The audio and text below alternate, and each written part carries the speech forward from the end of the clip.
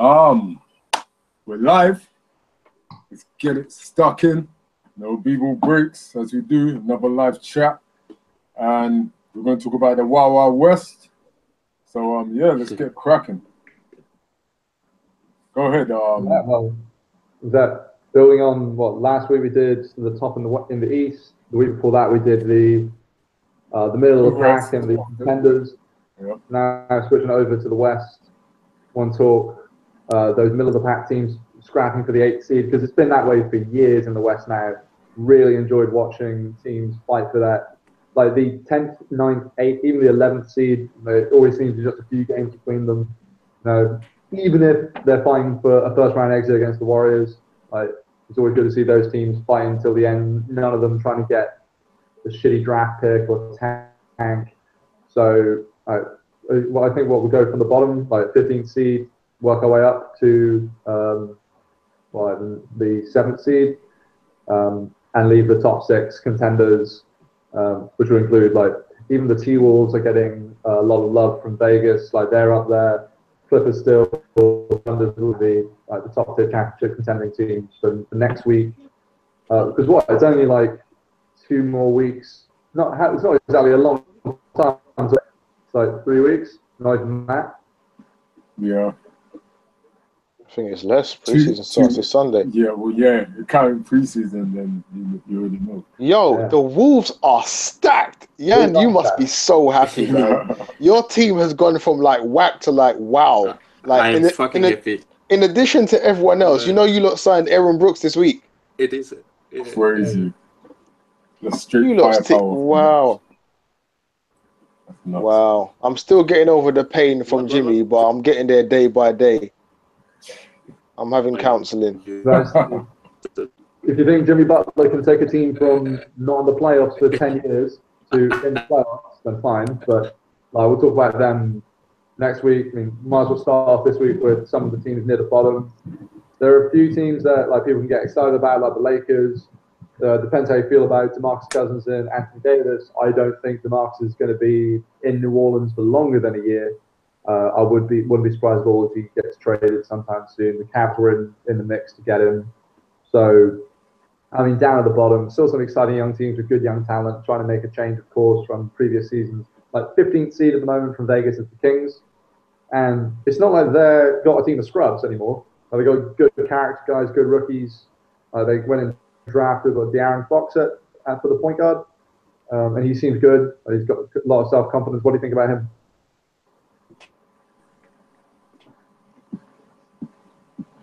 Who that? De'Aaron Fox? Yeah. He looks definitely decent. He's gonna be potent, but in the mix of Sacramento at the moment, boy, I don't really see much going down. At least he'll have a bit of space to kind of try and grow into himself in the league. He won't be hampered by some of the madness that they had at Sacramento. But bear in mind that the foundations of that franchise is still the same. So, yeah, who knows what's going to happen there? They got some good talent. There's at the 5, there's Willie Cauley-Stein. I think Cauley-Stein is going to take a next step this year as well. I expect him to take quite a major leap if you look at his development and how he's kind of added on throughout even last season. I think next season I could see him taking some major strides, to be honest.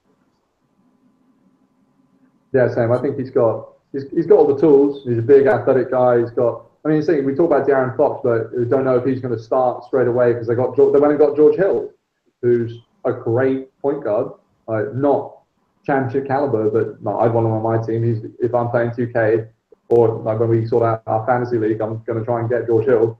He's going to shoot well. He's going to pass. He's not going to turn the ball over. And they also went and got Vince Carter, who can now stand in the corner and do his job really good. Some good veteran players, old superstars, for a young crop of people. There's Buddy Hield as well. He's not the next Steph Curry, but he could be a serviceable 2-guard in the league. So I think there's hope there. They're not going to do anything this year, but I mean, I'll tune in for some Kings games. Depends on their playing. You think about Buddy Hield. Buddy Hield? I agree. I agree with what Julian said. I think he's serviceable. I think he's good. I think he was a little bit overhyped, but I never hold it against the player when they're overhyped because it's not their fault. Do you know what I mean? If you're a good, strong, solid, serviceable player, but you were overhyped and you come in and you're good, strong, solid, and serviceable, then I'm objective enough to rate you accordingly and not say, oh, you're a bust just because I didn't get caught up in the overhype. That's something that happens a lot. There's a lot of really good players that are actually reaching their potential, but they come in and some people, some pundits and some analysts or whatever, they overhype them. Then when they don't reach the overhype, people say, oh, they're a bust, and like people in different groups or whatever. And I don't think that's fair. Do you know what I mean? I think Buddy Hield is on track to be what his ceiling is. Like you said, no, he's not the next Steph Curry. He never was going to be, and that shouldn't even be mentioned. But yeah, I think Buddy Hield can be good. And I think again, this will be his his second season. Yeah, second or third. Yeah, so this sophomore season, he's still at the beginning of his career. I think he'll be good. You've got loads of room. I mean, speaking of, like you say, it's unfair for players to get overhyped, and it's rare. Like rookies don't overhype themselves, except for one guy, and it's not all him. It's down to the family. We might as well go and talk about the Lakers now and Lonzo Ball. Talk about all that because that's a good team. That's a good, excitable team. Again, they're not going to win a lot of games. They should be one of those young teams trying to win more games than they lose at home. And then next year, try and win more games and take those. And they've got a great coach, but they're currently ranked in the 12th seed.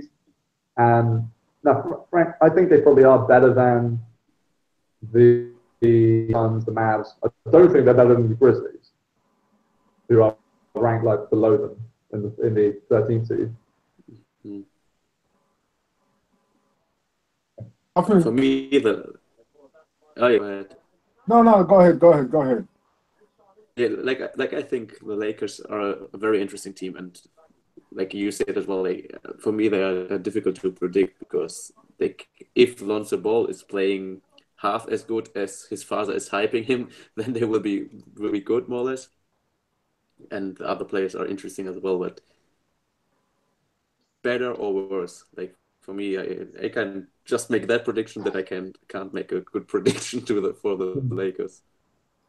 Yeah, for me, they are going to be interesting. I'm going to definitely watch the Lakers games. I'll tell you that much. I think they're going to be watchable. Obviously, I don't expect them to do anything as such, but without sounding hinky-ish, there is a process. You know what I'm saying? And they're all very young. They just got together, so I will enjoy actually watching how that goes, how that unfolds, how different guys play with each other. Obviously, Lonzo Ball, to see him actually in the league and whatnot.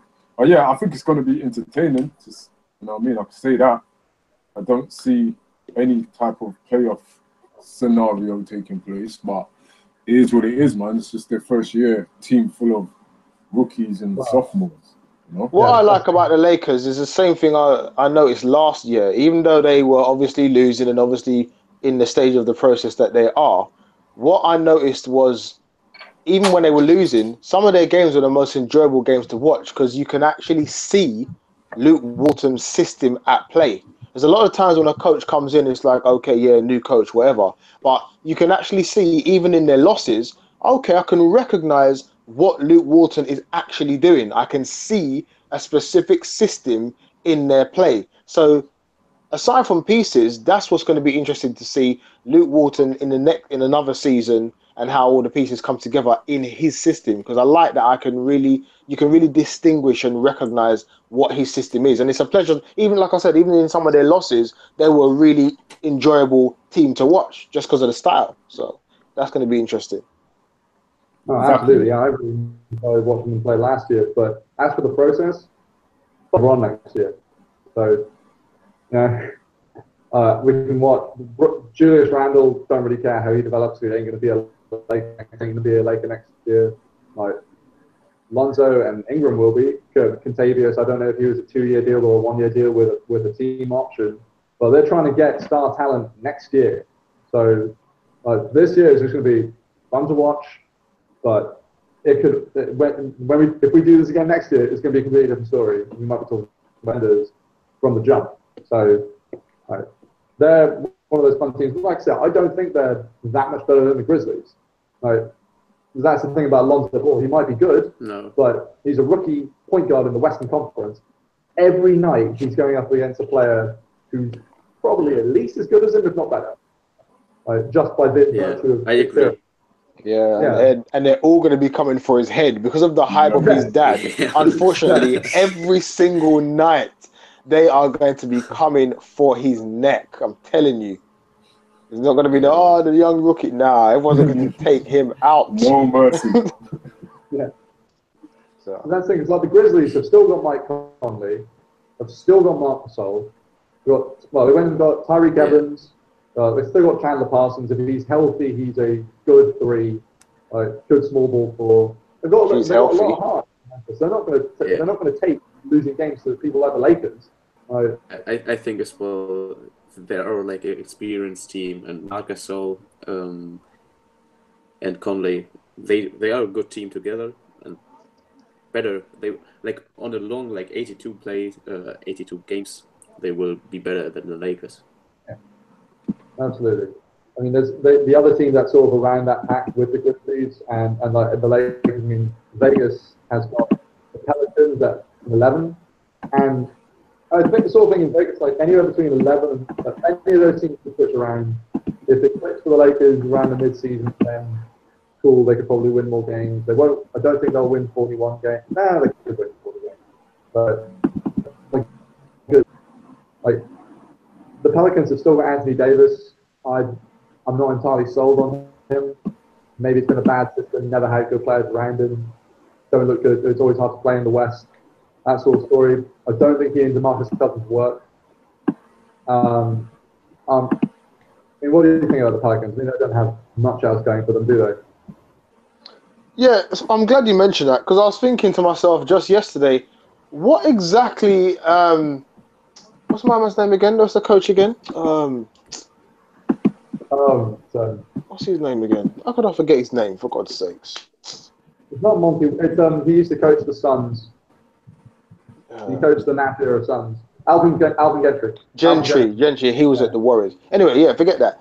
What I was wondering is what's his plan with regards to Rondo and Drew Holiday? Is he going to have Rondo running a second unit thing, or is he going to try and get Drew to play off the ball? What is your thoughts on how you see him using those two?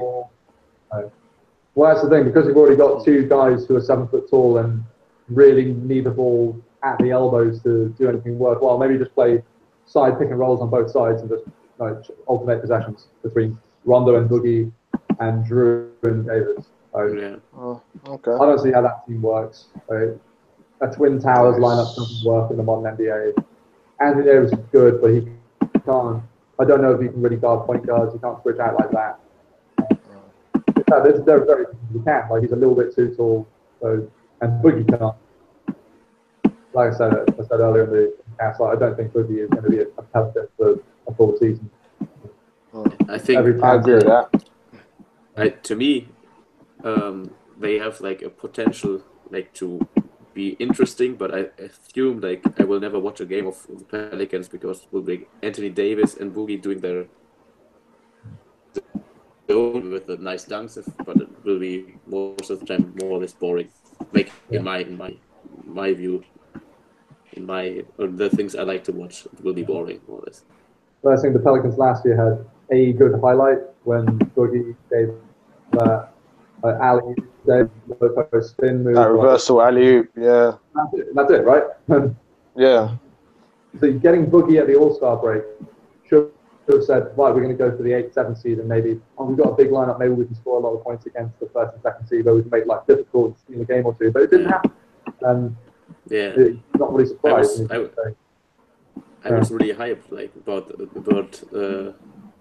the trade, and I thought, okay, that will be very interesting, but it was nothing really happened. No. It was very disappointing. No, I'm not excited about that team at all. I think they're probably ranked too high. Frankly, I don't think they're better. Again, they're not better than the Grizzlies. I don't think the Lakers will lose a series against them. Like the season series will probably go 2-2. I don't even, the last team near the bottom of the food chain that we haven't talked about yet is the Mavs. I mean, I said it before. I'll never sleep on Rick Carlisle because he's a fucking amazing coach. I'll give him dirt of it and duct tape, and he'll give you 40 wins. And he's got good talent around him again. And I think it's probably unfair that they're down near the bottom of the table. But it depends how you feel about Dirk at this advanced stage and Harrison Barnes. Yeah. I go ahead. I'm not. I was reading something about Dirk at the 5. Yeah. I was reading that earlier. I was reading that earlier about, because obviously with this whole, like you said, the new league and the stretch this and stretch that. Be ready, the stretch 5 is coming. Please know that is going to be a thing in the next couple of years. Because even with the Bulls, they're already thinking about potentially marketing as a stretch 5 in the future. So it ain't blown up yet, but trust me, please know that's coming. And I don't know if that's where Carlisle is thinking of playing around with that a little bit early. But I was reading something yesterday about Dirk at the 5. So what do you guys think about that? I think maybe it's the best for Dirk because he does not have to move that a lot, and he just can stay there and make his fadeaway and get the points. Like I saw him last time. I saw a YouTube video of him playing football. Obviously, it's not his sport, but like every season, I love Dirk, but he can't walk probably. I don't know he's still playing at that level. So give him the ball. Let us make it. And the best shoot for him, and then as well for the best for the Dallas Mavericks. And with the lane wide open, there's going to be Dennis Smith Jr. power dunks coming down every game. So, lane. Dennis is going to have to earn it, ahead of. Oh yeah, of course. There's Yogi Farrell, who was good. He earned his money. He definitely earned his money. Seth Curry can play 1. Devin Harris is a 1-2. There's a lot of people who don't want to give up a spot to a rookie. But as for Dirk being the 5, I don't see it happening. I think the depth charts are a little bit ambitious there. I think they'll probably start Dwight Powell or Nerlens. They've still got Nerlens, yeah. I mean, I don't see it happening, but I mean, Dirk won't play. He probably won't even play 30 minutes a game. Maybe 30, maybe 32, but he'll be in for 6 minutes and then out, and then they'll put Harrison Barnes at the power forward and go from there. I mean, Harrison Barnes is now a small ball 4. He won a championship being a small ball 4. So, and like I said, there's a lot of good talent on the wing. So they can push their power forwards and their small forwards down a little bit. But again, I like Rick Carlisle. They've got a good squad. I think, frankly, in the game between them and the Pelicans, I suspect I'd take the Mavericks to win. Because right now, on talent alone and coaching, I think it's probably unfair the way the Mavs have been treated by Vegas. But maybe that's what happens when your star player is close to 40 games of life. But that's still going to be a great shooter. Going to be a great locker room guy. But anyway, those are the other. Texas team, aside from the Rockets we'll get to next week, is not Texas at all. I was thinking, who are you talking about in this battle? Arizona, the Phoenix Suns. You just think about westerns and deserts and stuff like that. John Wayne. Yeah, exactly. Yeah. Fucking hurricane season, yeah. But in Phoenix, I mean, they've got some talent. I don't think the team is that different from last year. The only thing they really added was Josh Jackson. And Anthony Bennett, right? Oh, yeah. Well, that's a training camp deal. That's a training camp deal. Let's see if he makes it out of training camp. Yeah, for sure. Because I was shocked to hear that. I'm like, what? How many chances do you get? Bruv. Yeah. Crazy. But, you know. The Canadian.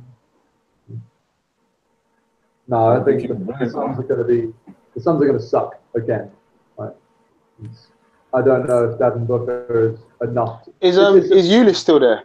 Yeah. Tyler Julius. Yeah. Yeah. Okay, cool. All right. And they wrapped up Alex Len, right? Didn't he re-sign recently or something like that? Or he's due to? He's not on the depth chart, so maybe No? not. Oh. No, I mean, Alex Len, where's he gone? No, I thought I was reading somewhere that he signed an extension or something. Still need to get signed, but I thought he was still there. I thought he was there. They secured him still. Not got it down here. Maybe they're still working it out, but officially he's not on the depth chart. So we got Bledsoe, Booker, still. It's okay. Mark's an athletic big at the moment. Durant and Bender, we could go the way of Nikola Mirotic and just be all right. And Tyson Chandler. Not a bad team, but they're not going to be any better than they were last year. Yeah. But in the East, maybe not in the West at all. That's the bottom of the pile of some of the interesting teams. Like we were excited about the Lakers. We're going to watch the Mavs. I'm going to watch some Kings games. I probably won't watch many Suns games or many Pelicans games. But the other teams up there fighting for really the 8th seed and the top seeds. Well, the bottom of the playoff bracket are the Jazz, the Blazers, and the Nuggets. And the Nuggets made some moves and went and got Paul Millsap, which was an incredible deal for them. And great fit next to Jokic. Yeah, I agree. Sure. Yeah, I think the Nuggets are nice. Still, I think they're kind of decent.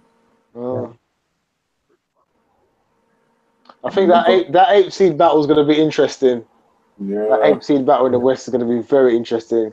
Because even as you mentioned, you just mentioned the Jazz there as well. The Jazz, they got your boy, they got Kevin's boy. So no doubt. I think he will do that. Double R, no Rough Riders. Yeah. Ricky. So it could be interesting. Yeah, and obviously Rudy Gobert still up in there, Rodney Hood and that. Rodney Hood. Yeah. And they still got ISO Joe, right? ISO Joe, yeah. We're in another player thing. Yeah. ISO Joe every year good for a few game-winning shots. So I mean, he's worth his money. But yeah, who else they got? I mean, after losing Gordon Hayward, they can still field a good team. Ricky, Rodney, Joe Ingles, who's one of the best three-point shooters in the game. Yeah. Derek Favors and Rudy Gobert. And Rudy Gobert should go out and win Defensive Player of the Year. So, by himself, he makes that team in the league. And they've got Quinn Snyder. So, losing Hayward, Rodney Hood is just going to get some more of those points. And he's great. I really like what. Well, you're cutting on me a bit. It depends on what you get. Yeah, it's been breaking up a while. Yeah. I wasn't sure if it was just on my end, but yeah. Yeah. And achy breaky there still. Say something again. Oh, you can't even hear now, yeah? Okay. Well, we were talking about the Jazz. Well, Jan's dropped. Oh, Jan's dropped? Yeah, but Julian. He'll go back on because he's got Wi-Fi troubles, doesn't he? A couple of weeks ago. Yeah, you're having a couple issues yourself. That's what I was just saying. But really? I'm still here. Yeah, I'm getting you. You're breaking up a bit. That's why I said, say something. We'll talk about the Jazz, right? Talk about the Jazz. I think they're all right. They'll be a playoff team, I think, still, somehow. I'm not sold on the T-Wolves, so it's entirely possible the Jazz can get 7th, 8th seed again. You know, I say Jimmy Butler's great, objectively a better player than Paul George right now, but like, I don't know if he's good enough to take a team that's not made the playoffs for a decade into the playoffs. Right? Taj Gibson isn't the difference maker. Hey, Jan's back. Can you hear us? Yeah, like it's Wi-Fi is again bad, but right now it's good. Because on Sunday I move to other flat, then Wi-Fi will be better, I hope. Nice. Yeah. We were saying about the Jazz. Saying about the Jazz, they're probably a good 7th, 8th seed loss, even after losing Hayward. They've got enough talent on the wings to fill that. So hold on, were you just saying that you don't think the T-Wolves will make the playoffs? No, I think they'll make the playoffs. Being the Vegas odds have got them at the 5th seed, which I think is a bit over-eager. But I think it's really... I just think, even if you... Clearly, I'm a Jimmy Butler man. But even if you don't rate Jimmy and you don't think that he can take them to the playoffs because they haven't been there for so long, for me, it's not just about Jimmy. What Tibbs has done with that team, with Jamal Crawford, with Taj, putting in with Wiggins and Cat, then you bring in Jimmy, Jeff Teague. Now you've just signed Aaron Brooks as backup point guard, and you still have the other pieces like Gorgie Jang, etc. I think collectively, with the genius that Tibbs is as a coach, that can't be fronted on for me personally, even if you don't rate Jimmy. Like, putting aside my Jimmy bias. When you look at the whole picture of what Tibbs has done, I believe in that, man. I think that's quite strong, personally. Yeah, I think it's a strong team, but I want to see it all on the floor at one time. I can't work with just the names on together because there's a lot of moving pieces, a lot of new faces who've never played together before. And yeah, Tibbs is great, but he couldn't make Cat a good defensive player last year, statistically. Like, Andrew Wiggins should be one of the best on-ball defenders in the league, and he wasn't. Wiggins right now, all he is a volume scorer, and he's not going to be that next. So I need to see it all on the court, and I want them to be. They have the potential to be better than the Thunder, so I want them up there. Yeah. I just want to see it all together. I'm drinking the Tibbs Kool-Aid, but I just can't be sure yet. But anyway, we'll get back to them next week. The other team I haven't really mentioned yet is the Blazers. Lillard's game. One note to the Wolves. One thing, I'm really happy as a Timberwolves fan that we are discussing something with Wolves and playoffs correlated. So for me, it was place 8. I will take place 8 as well. So, but it's even better that we talk about it with a higher. Yeah, no, I see Minnesota I take place 8 in the playoffs. If they do not reach the playoffs, then boy, then when there would have to be some kind of culling going on because I don't really foresee that.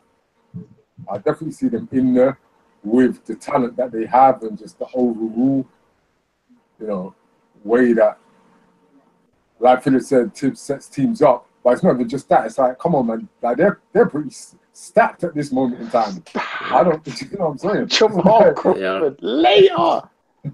I mean, they've got certain players that can just do stuff, even by themselves. I know the West is crazy. It's Wild West, gunslingers, all of that, Clint Eastwood. But, yeah, man, I definitely see them in the playoffs. Where they're at, because I know some people are over projecting them to talk about them being in the mix for that sort of second kind of zone behind Warriors. I wouldn't say that, but definitely, like even that same 5th, is that Vegas projecting them 5th, right? Yeah.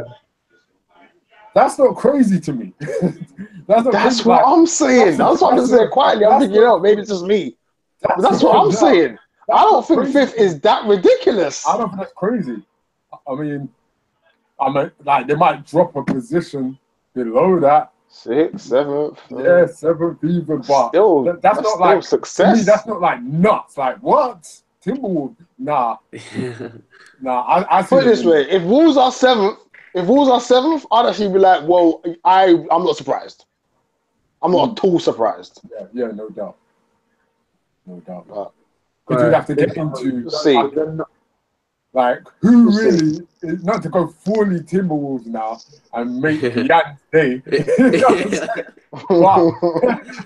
but who really is above them? So do it the other way, inverted. Who is above them in the sort of pecking order, as it were?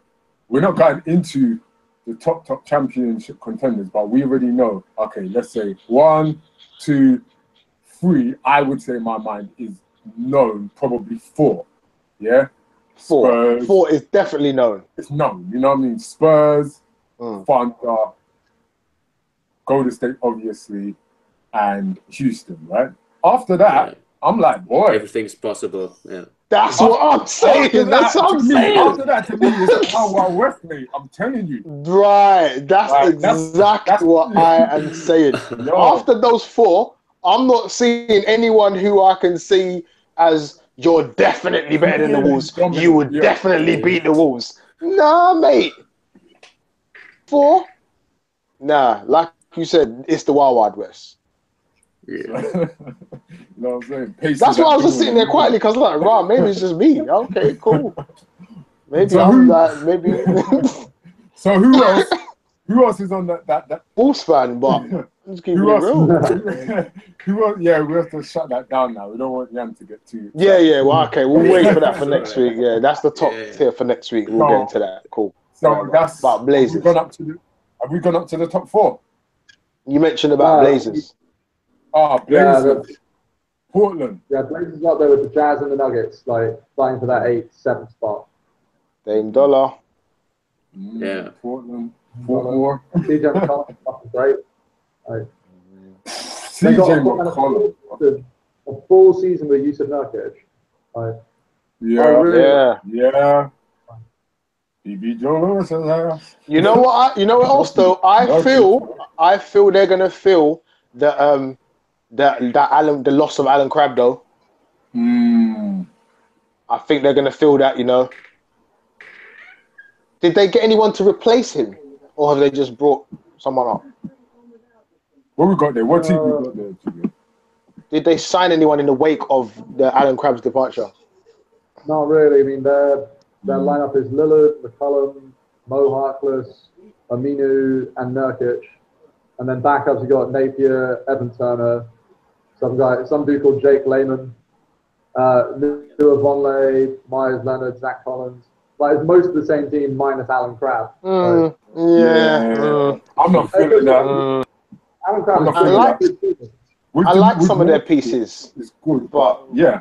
Nurkic is a great addition, and I like some of their pieces that are not really mentioned. Like, I think Mo Harkless has some good moments. I think Noah Vonleh has some good moments. Obviously, Evan Turner has some good moments. I like the pieces that they have, but I feel that losing Alan Crabbe, they've lost whatever potential they had. They've lost. It's like a blow. They've taken a chunk out of their potential for me. You know, Dame can only do so much, and he does a lot. You know, CJ can only do so much, and he does a lot. And as we're here saying with Nurkic, but I think that loss of Alan Crabbe is a bit of a blow. I don't see them getting any further than they've been in the last couple of years. I don't see any progression there at all. They're the ultimate. They're the ultimate battling for 8th in the West team. Yeah, clawing for 8th. Hopefully, we get 8th. That's how I see them. Yeah, I agree. Yeah, no doubt. Dame Dollar better get them diss tracks ready, you know what I'm saying? But that's what he's going to be doing in the summer, man. Going at heads and shit.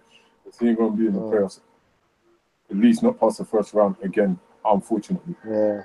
Especially CJ McCollum as well, man. Listen, CJ McCollum is fire. Yeah, I don't like him. I love him, But, kind of is what it is with the Blazers. Yeah, not a lot of moves, not much happened. A full season with Nurkic, and really like his game. Losing Crabbe, it's a move. He was an important part of their rotation. They haven't replaced him. That'll be a blow. If Terry Scott's a good coach, he'll always have Lillard or McCollum on the floor, and they'll both be on the floor for winning time. And Nurkic should play a lot. And there's still Myers Leonard, who's underrated as a stretch 5. So they're not going to move. Yeah, they'll be what they were last year. Maybe like a little bit more chemistry, a little bit better, but they're not going to upset the Warriors or the Spurs or the Rockets in the first round. So they're playing for pride. Right? That's Portland basketball for the last 5 years. So. Yeah, no doubt. So, we're not actually scheduled to go fully in on Oklahoma, but as it did just happen, I mean, we can't not mention it. Yeah, we can't not mention it. We can't not mention it. I'm Hoodie sorry. Melo in OKC. You know what I'm saying? And it's Hoodie Melo for real at the press conference in the hoodie and everything. You saw my post earlier when I said that as well. I see it. Yeah, he's cracking me up with that, man. Actually turning up in the hoodie and stuff. But yeah, man, that's a big move, man. That's a big move. I'm telling you, Sam Presti, I'm telling you, give this guy GM of the year from now. Yeah. I'm telling you. He's Escobar off still. That guy is special, man. Sam Presti, Escobar. It's like he'll get it, and then next year, it's every possibility that all three of them leave. Westbrook can fuck off. Yeah, of course there's a possibility, but he can only do what he can do, innit? Of course there's a possibility, but the trophy, and he'll be crying his eyes out, thinking, "I'm a superstar caliber players," and now I'm left. I don't even have Victor Oladipo or Sabonis. I think this is the Thunder need to win big this year, or it's over. Well, that's what he's done. That's what he's doing. That's what he's saying. He's gone for it. Into the middle of the table. Exactly. This is what it is. I know it could be 1 year. Right. I know it could be 1 year, but I'm going in. And also, I need to do everything I can to try and show Russ that I can get the big pieces to try and encourage him to stay and sign that extension, which he still hasn't done. And another thing is as well, if all else fails, we mustn't forget how much of a genius he is at drafting too. So if it is a rebuild thing in the next year or 2 years, he's still the guy you want. But listen, man, Sam Presti is the guy, man. He's the guy. Yeah. You can trade, you can get free agents, you can draft, you can. Yeah, I like it. Great at getting role players because, I get Paul George and Carmelo for next to nothing. Then you go and sign Raymond Felton to back up Russ. You still got a fine third string point guard and can play backup one when Raymond Felton's injured. Then you went out and got Patrick Patterson as well. And Patrick Patterson is a great stretch 5. Great. Here's the thing though, does Melo play the 4? Well, apparently that's how it's gonna go. Yeah. We know they have a bit of versatility in there, but apparently that's actually how it's gonna go. They're gonna put him at the 4, and they're gonna put PG at the 3. Right. Or they can flip Roberson up. Yeah, they could put Roberson at the 2. They could have PG at the 3 and Melo at the PG at the 2, Melo at the 3, Patterson at the 4. They can mix it up. They still got man like Alex Abrinas. They still got Jeremy Grant that can come in and give you useful minutes. They still got a couple pieces, even after losing McDermott and VO, that it's not like they've got 0 bench. They've still got decent pieces on the bench that can hold it down. And they still got Nick Collison. Who? Nick Collison. Nick Collison, yeah, well, the OG Nick Collison.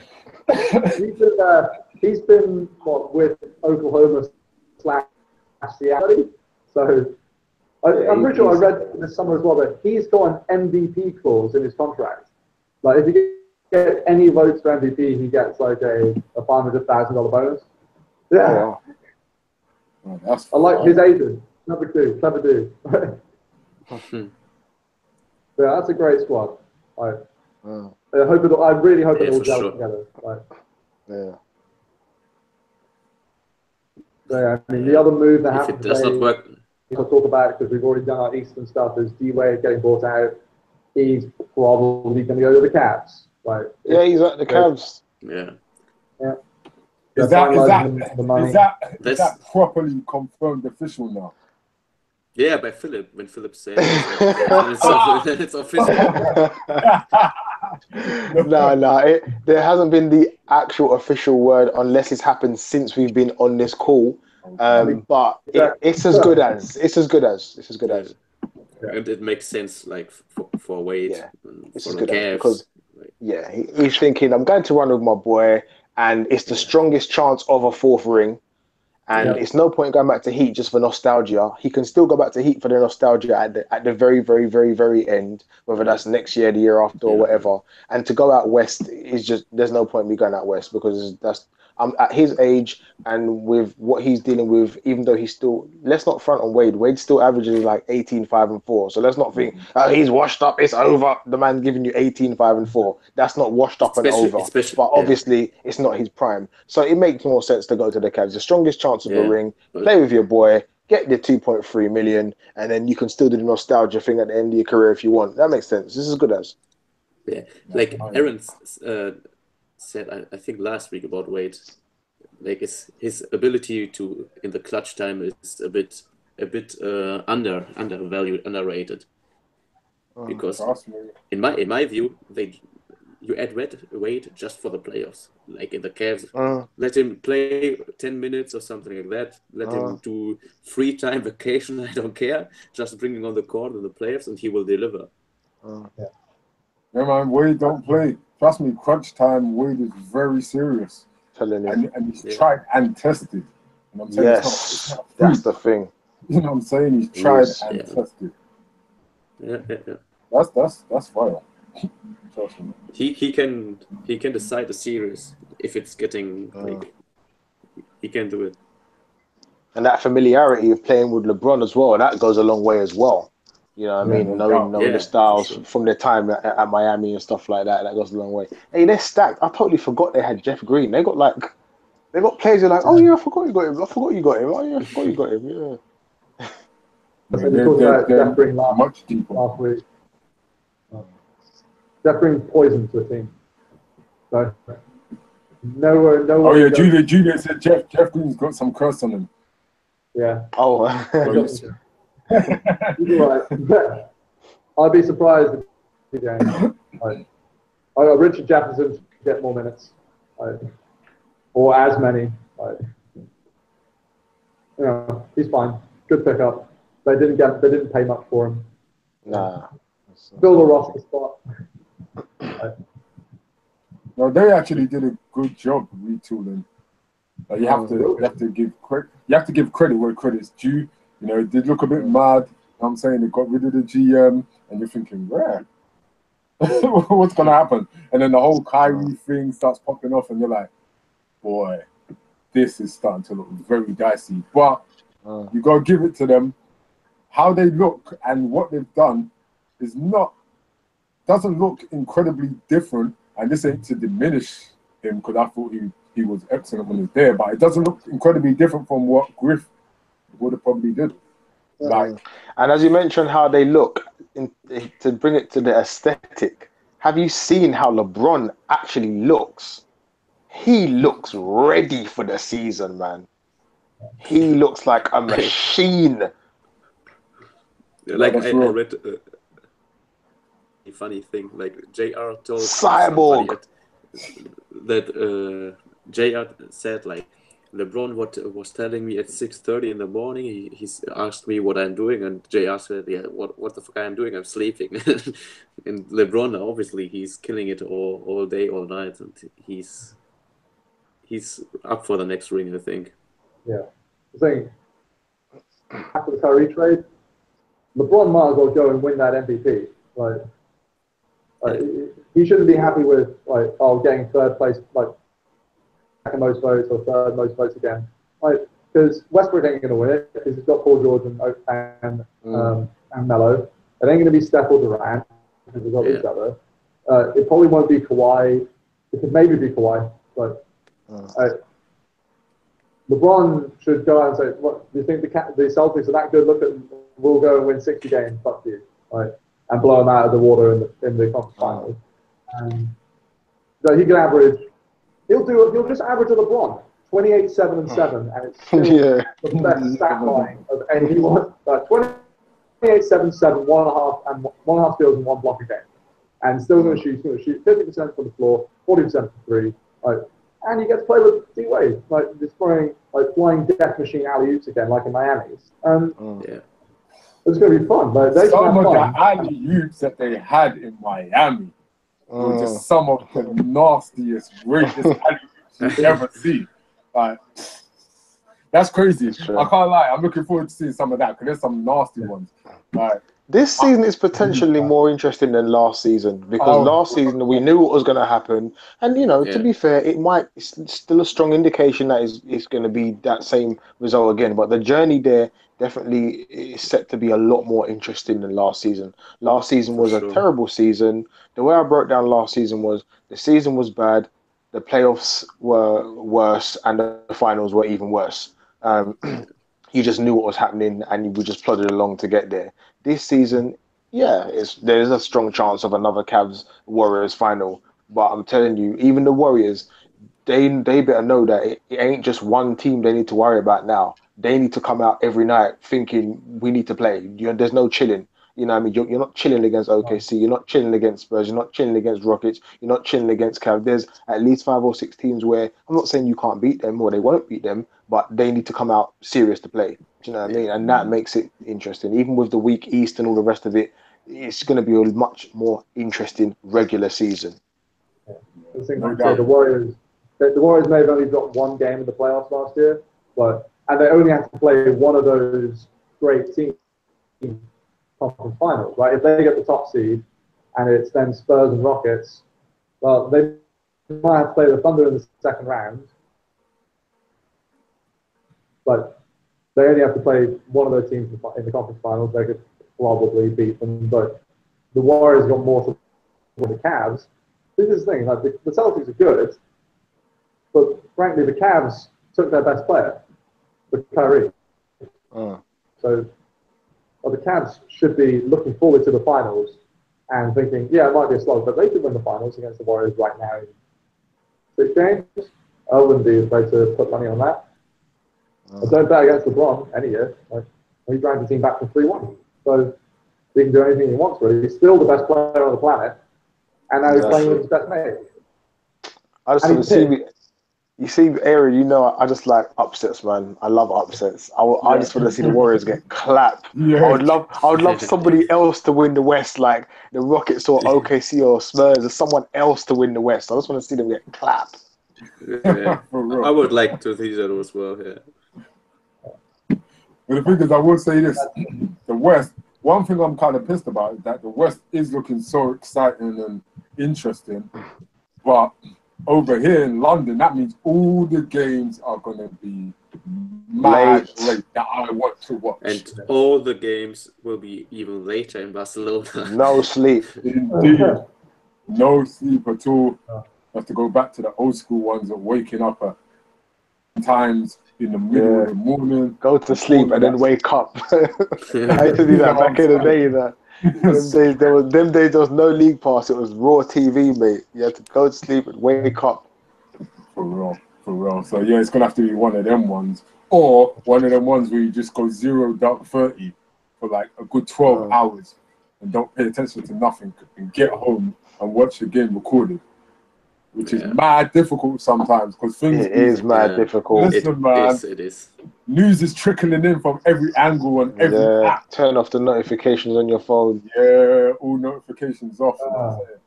But the West, man, the West is going to be very interesting. The season in general, but we know about the rest of the West. We already spoke on that. But the West is very exciting, and I mean, I had someone saying, so there's another super team now. Now, whether or not you subscribe to that term, the fact that you do have many collections of great players together on teams now makes it much more interesting. As opposed to just 1 or 2. Exactly. Yeah. Exactly. Now it's like, okay. Well, it's like what Adam Silver said, like earlier this in the off season, like people are pissed at the Warriors for going and signing Kevin Durant. No, it's a challenge. Go and do it yourself. Go and make a super team. And you know what? Houston did it. San Antonio is still great. Oklahoma went and did the unthinkable and traded spare change for 2 superstars, even if one's a little bit old. Like Cleveland somehow traded their all-star point guard for a point guard who is maybe objectively a little bit better if you look just at the stats. And here's the thing about Isaiah Thomas. He is the leading single season scorer in Celtics history. Like points per game, he leads the Celtics in their entire history. Crazy. 28 That's what I'm saying. That's incredible. He goes down in their history books for some incredible season. And 53 points in the playoff game. Like, it's a great time to be an NBA fan. I agree with that. For sure. Yeah. I agree. Yeah. And a great time to be a Wolves fan as well. Yes, it is. Finally. So the thing, like, we'll talk more about the contentious Wolves next week sometime. Yeah. Do a bit of a wrap up. Yeah. That's started, but something we'll already start seeing some players on court, and then after that we'll do a bit of a projections for like all NBA team, MVP, coach of the year, that sort of stuff, and then we're off and running with the games that start to matter. Yeah. Can't wait. I literally can't wait. No, I can't Me wait neither. myself, I can't wait. Cool, man. Cool. But yeah, let's wrap this one up. Once again, Nice. you know, it's been a pleasure as always. Keep your eyes and ears out, and we see when we can link up next week. Yeah. Nice. We'll check it out. First preseason game this Sunday. Yeah. I think it's Warriors Nuggets, so check it out. Yeah, we're going to see Pat in the corner get 30 points. Fucking awesome. Yeah. Right. All right, cool, man. All right. Take it easy. All right. See you guys. Take it easy. See you later.